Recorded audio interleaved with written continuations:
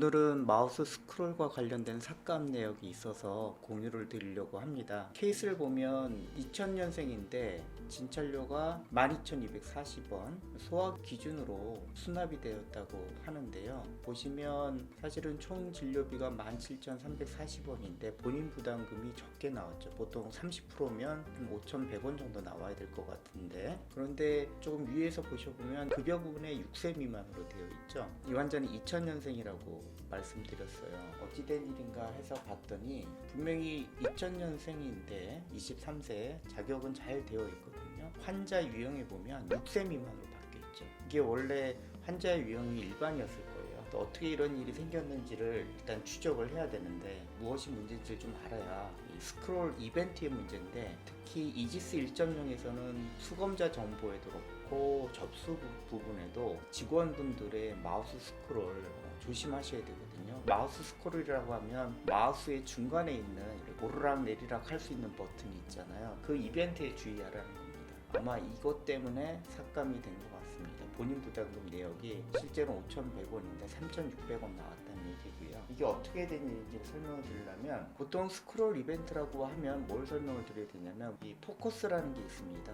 마우스를 이렇게 대면 포커스가 가서 블록 설정이 된 걸 포커스라고 합니다. 지금 진료 유형에 포커스가 가 있죠. 여기서 어떤 옵션을 선택할 수 있도록 하는 거고, 텍스트 입력하는 곳에는 이렇게 포커스가 가 있고, 우리가 콤보 박스라고 하는 데는 바로 누르면 리스트가 뜨겠죠. 어찌됐든 이 환자는 분명히 노멀로 돼 있을 겁니다. 근데 직원들이 빨리 일을 하다 보면 예를 들어서 탭키를 누르거나 이럴 땐 포커스가 이동을 하거든요. 여기서 이렇게 이동할 수가 있겠죠, 탭키로.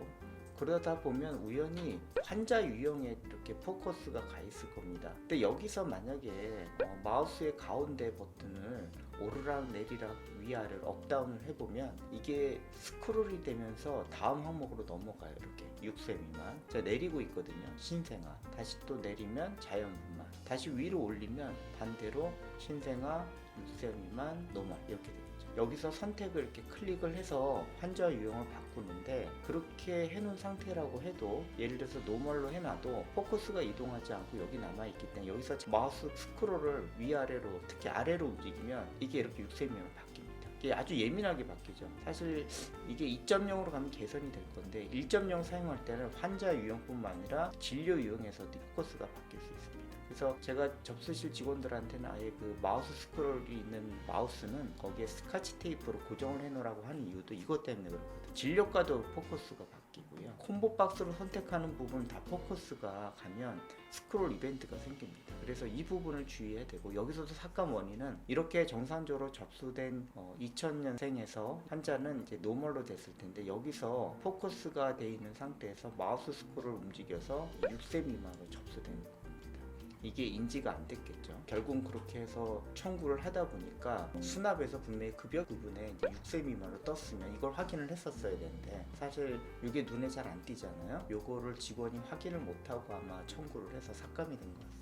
차후 2.0에는 일단 포커스가 안 생깁니다. 그래서 이런 문제는 아마 안 생길 것 같은데요. 저희가 이지스 2.0을 변경하는 시점이고, 사용자분들이 아마 사용할 수 있는 건 빠르면 3월 이후니까 4월이나 5월, 6월 뭐 이렇게 될 겁니다. 그때까지 코스에 의해서 마우스 스크롤 이벤트가 일어나서 원래 항목이 바뀔 수 있다는 거 꼭 기억을 하셨으면 좋겠습니다.